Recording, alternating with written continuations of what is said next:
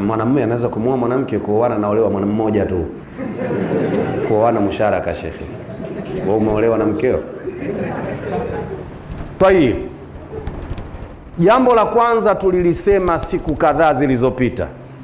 Sheria imekataza mtu kujinasibisha na baba sio wake. Hilo tulilisema haramu. Kwa hiyo huyu aliyefanya hili kwanza akafanya haramu. A. B. Sasa ndio ishatokea. Licha ya kuwa haramu, mtu ndio kafanya. Ima anajua kaamua tu kujitia usogoro, au kafanya hivyo akiwa hajui. Je, kisekula anaruhusiwa kukurithi, anakurithi. Je, na dini nayo inasemaje hapo? Si ndio bii yake hiyo Katika sheria ya dini kurithi sababu zake ni 3 tu. Sawa sawa Sababu ya kwanza ni uzawa. Sababu ya nini? Udugu wa uzawa. Ya kwanza lazima kuwe na uzawa. Tutaiangalia daraja yako kwa huyu, hatuwezi kuwataja wanamume na wanawake wanaorithi kwa ndugu yao, muda hautoshi. Lakini sababu ya kwanza ni udugu wa uzawa, kwamba huyu mimi babangu mzazi, huyu mimi mwanangu, huyu mimi babangu mkubwa, huyu hivyo Sababu ya pili annikahu, ndoa.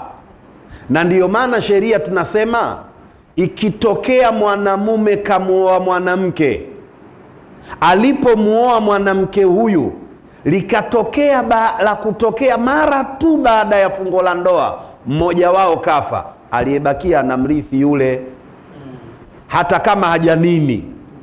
Pale kigezo sio kunini, kigezo ni nini? Ndoa.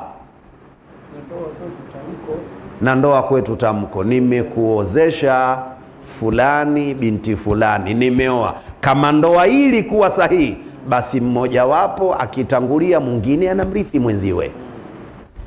Udugu wa uzawa, ndoa. Na sababu ya tatu ni ubwana, utawala kwenye mambo ya utumwa. Si umenielewa? Kwa hiyo habari ya kumpa jina lako awe anakurithi wewe, hiyo ni mirathi ya kikafiri, sio mirathi ya Uislamu. Hakuna habari hiyo kwamba mke wangu kaja na Sharifu, tunaita Sharifu mtoto wa kufikia. Umempenda, umemlea mtoto yule akawa mtiifu kuliko wanao mwenyewe, alafu mtoto yule kwa sababu umemlea akiwa mdogo, basi awe anakurithi katika dini hana chake, akarithi kwa babake.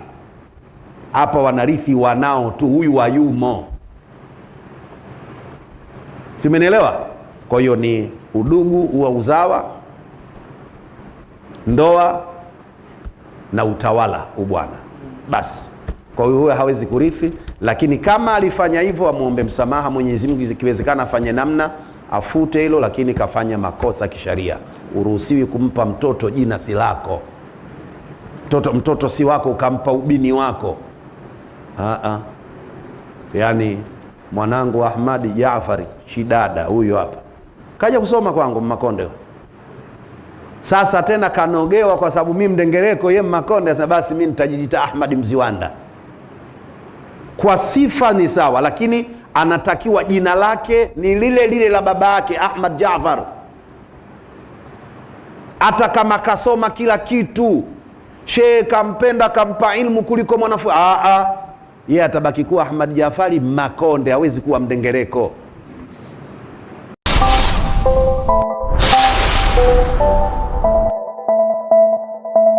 Hii ni Mtoro TV.